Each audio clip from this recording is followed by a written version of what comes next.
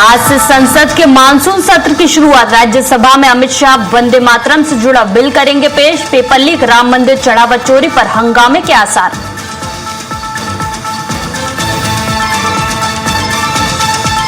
राम मंदिर चढ़ावा चोरी मामले में आज सुप्रीम कोर्ट में सुनवाई। एसआईटी ने दाखिल की सीलबंद जांच रिपोर्ट। आरोपियों की गिरफ्तारी और बरामदगी का डेटा पेश करेगी सरकार।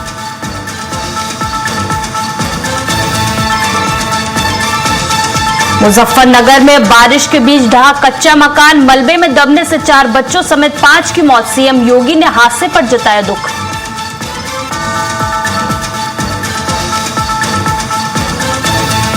यूपी में मानसून ने पकड़ी रफ्तार। अगले 4 दिन बारिश को लेकर ऑरेंज अलर्ट जारी। कई इलाकों में हैवी रेन की चेतावनी।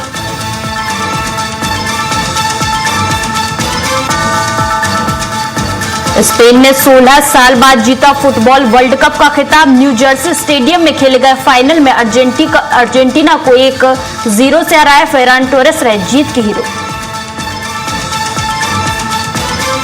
और मैं हूं आपके साथ प्रतीक्षा। बुलेटिन की शुरुआत बड़ी खबर से करेंगे। अयोध्या राम मंदिर चढ़ावा चोरी मामले को लेकर खबर है। आज सुप्रीम कोर्ट में इस मामले पर अहम सुनवाई होगी। सीजेआई सूर्यकांत की बेंच मामले पर सुनवाई करेगी। एसआईटी ने सुप्रीम कोर्ट में जांच रिपोर्ट पेश की है। आज यूपी सरकार स्टेटस रिपोर्ट इस मामले को लेकर देगी।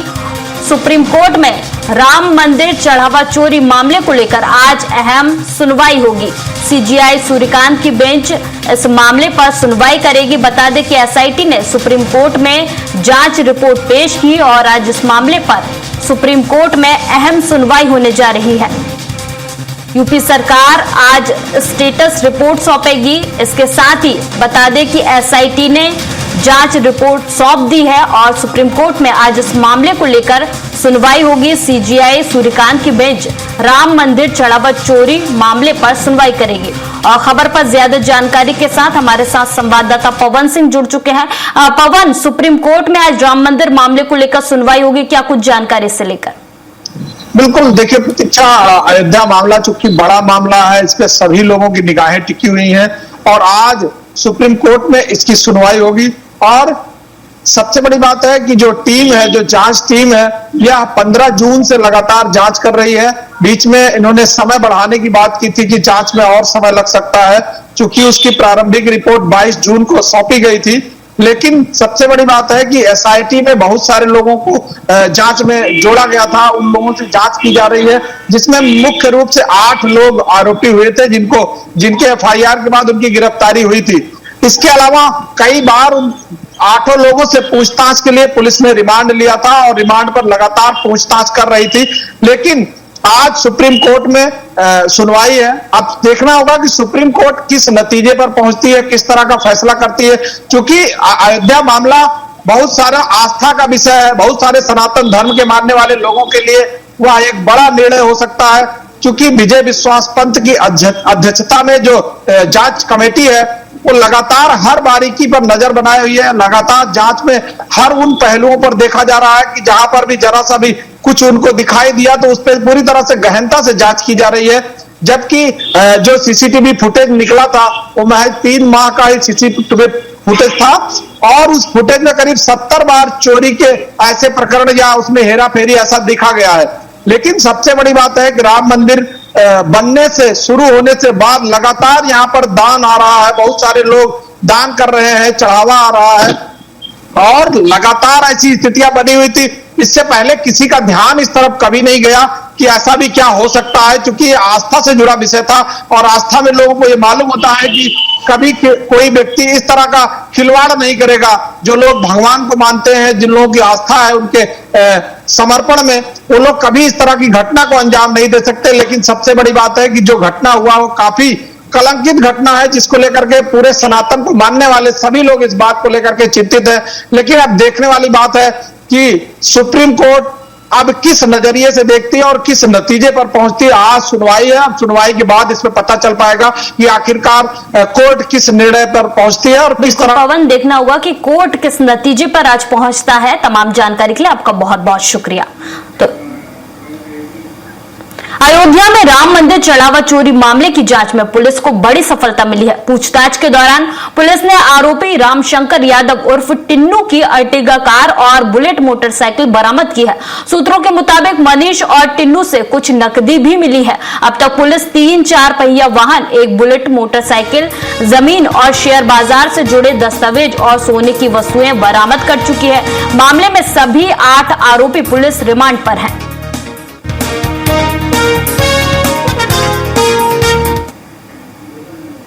उत्तर प्रदेश में मानसून की बारिश ने हालात बिगाड़ दिए हैं। पूरे प्रदेश में बारिश का दौर जारी है और 69 शहरों में भारी बारिश का अलर्ट जारी किया गया है। लखनऊ, कानपुर, गोरखपुर, अयोध्या और बरेली समेत कई शहरों में लगातार बारिश हो रही है। फिरोजाबाद में बारिश का पानी सरकारी अस्पताल में घुस गया, तो शामली में नहर टूटने से सड़क धंस गई और गांवों में पानी भर गया। वाराणसी और प्रयागराज में घाटों की सीढ़ियां डूब गई हैं। वहीं पिछले 24 घंटे में बारिश और बिजली गिरने से 7 लोगों की मौत हो गई है।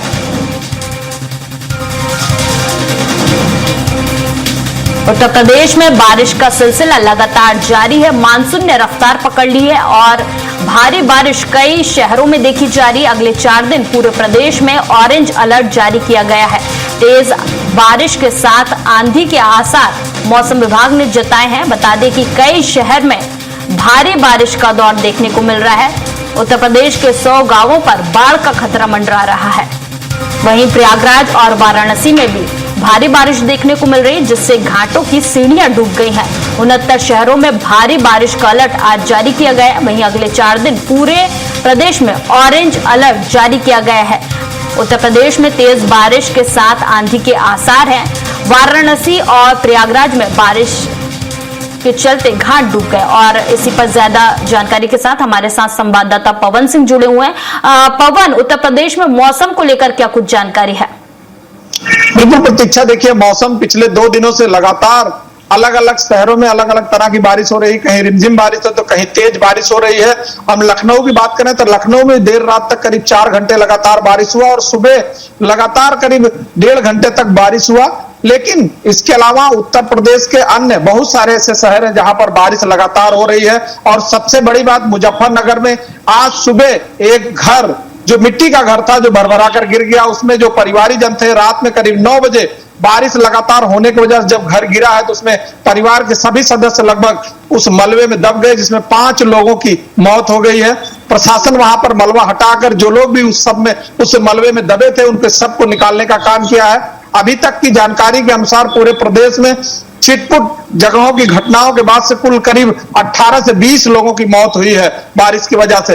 वैसे तो मौसम विभाग ने प्रदेश के करीब 70 जिलों में येलो अलर्ट जारी किया है, लेकिन इसके अलावा भी उसने एक जानकारी जो है साझा किया है कि प्रदेश के अन्य शहरों में भारी से हल्की बारिश हो सकती है और मानसून करीब 3 से 4 दिन तक लगातार इसी तरह बना रहेगा। और मानसून का जो दबाव है वो पूरी तरह से उत्तर प्रदेश पर बना हुआ है और अब बारिश लगातार बनी रहेगी।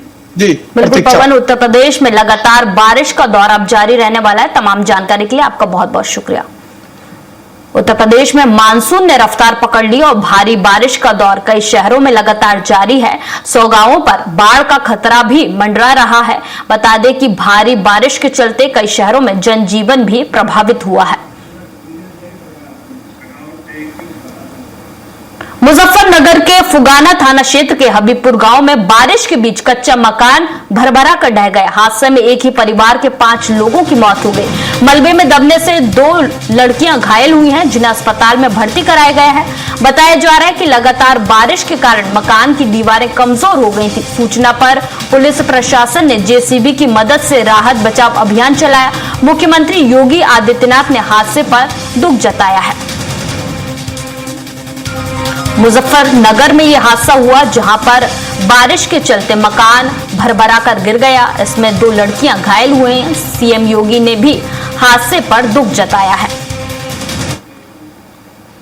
बाराबंकी में मुख्यमंत्री योगी आदित्यनाथ के प्रस्तावित दौरे से पहले तेज बारिश ने प्रशासन की तैयारियों को चुनौती दे दी है। लोधेश्वर महादेव धाम के कार्यक्रम स्थल और पार्किंग क्षेत्र में कई जगह जलभराव हो गया, जबकि स्वागत के लिए लगाए गए होर्डिंग्स भी क्षतिग्रस्त हुए हैं। प्रशासन जल निकासी और व्यवस्थाएं दुरुस्त करने में जुटा है। दरअसल मुख्यमंत्री आज 542 करोड़ रुपए की 82 विकास परियोजनाओं का लोकार्पण और शिलान्यास करेंगे। इसके साथ ही मंदिर में दर्शन पूजन और जनप्रतिनिधियों के साथ बैठक भी करेंगे। सीएम योगी का आज दौरा है और इससे पहले बारिश ने व्यवस्थाओं को चुनौती दे दी है। सीएम योगी के दौरे से पहले बारिश मुसीबत बन गई है। लोधेश्वर धाम में जल भराव हो गया है, जिससे तैयारियों पर असर पड़ा है। बता दें कि आज सीएम योगी का बाराबंकी में प्रस्तावित दौरा है। सीएम योगी बाराबंकी में कई विकास परियोजनाओं की सौगात देंगे। 542 करोड़ की परियोजनाओं का लोकार्पण और शिलान्यास सीएम योगी करेंगे। 82 विकास परियोजनाओं की सौगात सीएम योगी जिले को देने जा रहे हैं। बता दें कि बारिश ने सीएम योगी के दौरे से पहले मुसीबत खड़ी कर दी है। लोधेश्वर धाम में जलभराव की वजह से दिक्कतों का सामना करना पड़ रहा है और जलभराव की वजह से तैयारियां भी प्रभावित हुई हैं।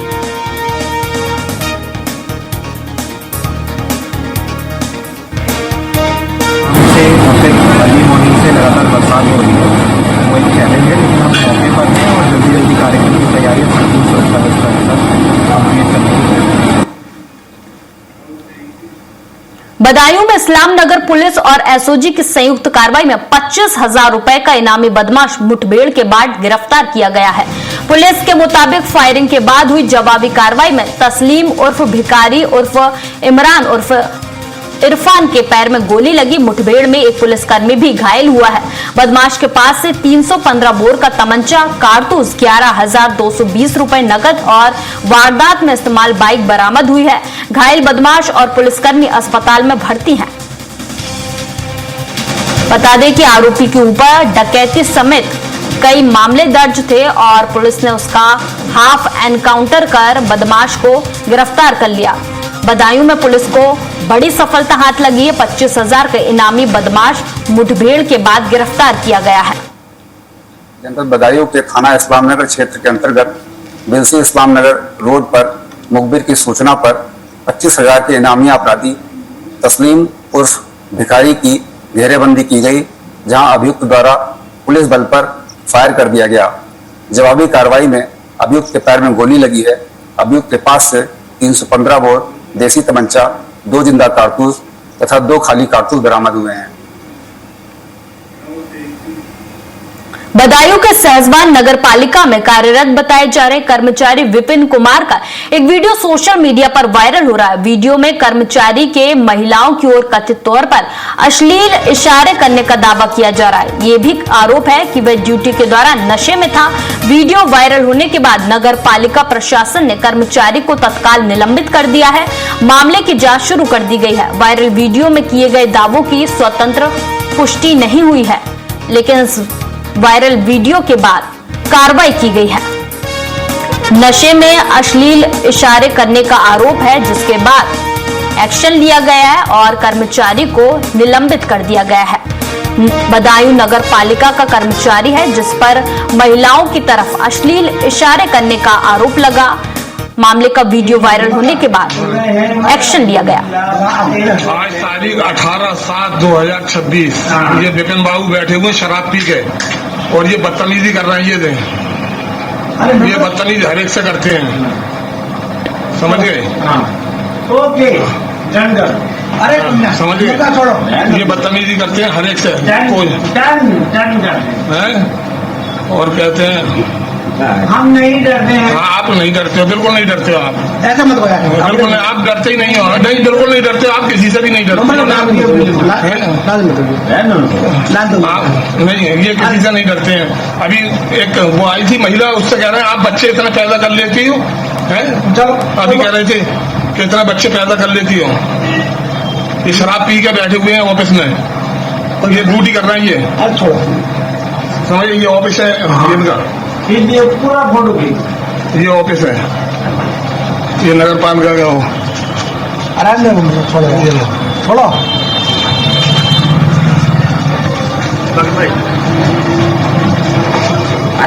समझिए, ये शराब पी के सबसे बदतमीजी करते हैं। हमीरपुर के राठ में नीट परीक्षा में कम अंक आने के बाद 20 वर्षीय छात्रा ने सुसाइड कर लिया। परिजनों के मुताबिक छात्रा पिछले 5 साल से नीट की तैयारी कर रही थी और परीक्षा परिणाम के बाद तनाव में थी, जिसके बाद उसने जहरीला पदार्थ खा लिया। गंभीर हालत में अस्पताल जाने पर इलाज के दौरान उसकी मौत हो गई। पुलिस ने शव पोस्टमार्टम के लिए भेजकर जांच शुरू कर दी है। पोस्टमार्टम रिपोर्ट के आधार पर आगे की कार्रवाई की जाएगी। हमीरपुर से ये मामला सामने आया है, जहां पर नीट का एग्जाम देने वाली छात्रा ने रिजल्ट आने के बाद सुसाइड कर लिया। 20 वर्षीय छात्रा थी जो कि 5 साल से नीट परीक्षा की तैयारी कर रही थी और कम अंक आने के बाद उसने खौफनाक कदम उठाया और जहरीला पदार्थ खाकर सुसाइड कर लिया। फिलहाल पुलिस इस पूरे मामले की जांच पड़ताल कर रही है। छात्रा के शव को पोस्टमार्टम के लिए भेजा गया। पोस्टमार्टम रिपोर्ट सामने आने के बाद आगे की कार्रवाई की जाएगी।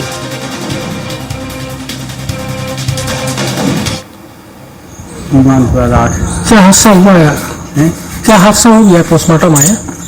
इसलिए मेरी बच्ची कोटा में तैयारी करती थी नीट की, पेपर रिजल्ट निकला, उसके नंबर कम हो गए और वो डिप्रेशन में चली गई। उसने कुछ उसी उलझन में कुछ ना कुछ विषाक्त पदार्थ खा लिए, उस वजह से उसकी डेथ। कितनी उम्र होगी बच्ची की? 18 वर्ष। किस चीज की पढ़ाई कर रही? नीट की तैयारी कर रही थी कोटा में। हरदोई के मझिला थाना क्षेत्र में सड़क किनारे युवक का शव मिलने से सनसनी फैल गई। टुमरकी गांव के पास राहगीरों ने शव पड़ा देखा और पुलिस को सूचना दी। मौके पर पहुंची पुलिस ने शव को कब्जे में लेकर जांच शुरू कर दी है। मृतक की पहचान दौलतपुर गांव निवासी के रूप में हुई है। युवक की मौत किन परिस्थितियों में हुई, अभी इसका खुलासा नहीं हो सका है। पुलिस मामले की जाँच कर रही है। हरदोई से यह मामला सामने आया जहां पर सड़क किनारे शव मिला, जिससे सनसनी फैल गई। मझिला थाना क्षेत्र के टुमरकी गांव के पास की घटना है, जहां पर शव मिला सड़क किनारे, जिससे इलाके में हड़कंप मच गया। संदिग्ध हालात में शव मिला है। पुलिस इस पूरे मामले की पड़ताल कर रही है।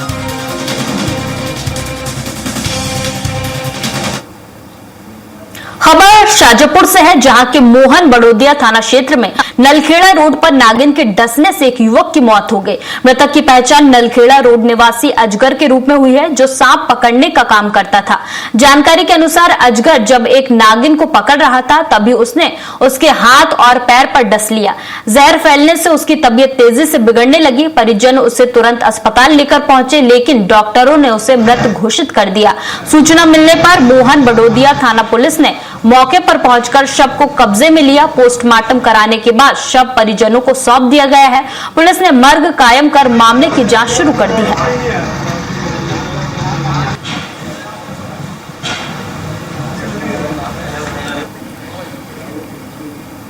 नर्मदापुरम की बंगाली कॉलोनी में एक घर से सट्टे का संचालन का मामला सामने आया, जिसका वीडियो वायरल हो रहा है। रहवासियों का आरोप है कि प्रीतम नामक युवक लंबे समय से इस अवैध कारोबार में शामिल है। पहले भी पुलिस कार्रवाई हो चुकी है, लेकिन इसके बावजूद सट्टे का खेल जारी है। लोगों का कहना है कि सटोरी शराब और नशे की हालत में अभद्रता करते हैं, जिससे महिलाएं और बच्चे परेशान हैं। रहवासियों ने वायरल वीडियो की जांच कर सख्त कार्रवाई की मांग की है।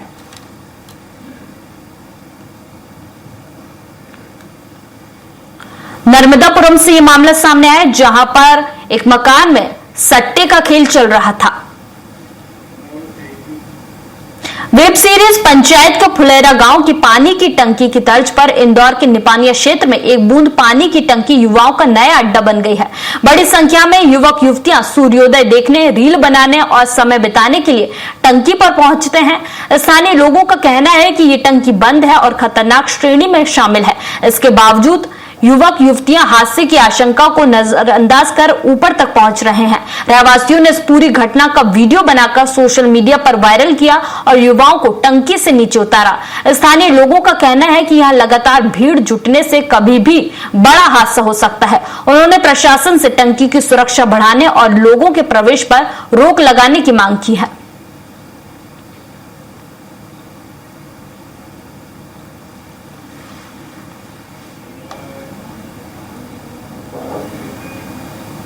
श्योपुर जिले के वीरपुर में जमीन सीमांकन विवाद को लेकर एक महिला करीब 50 फीट ऊंचे बीएसएनएल टावर पर चढ़ गई।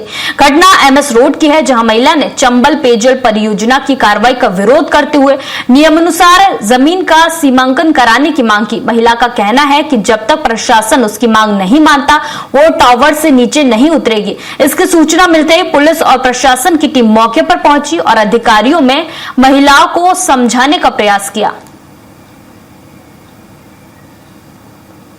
जमीन विवाद को लेकर महिला बीएसएनएल टावर के ऊपर चढ़ गई। इसका वीडियो वायरल हो रहा है।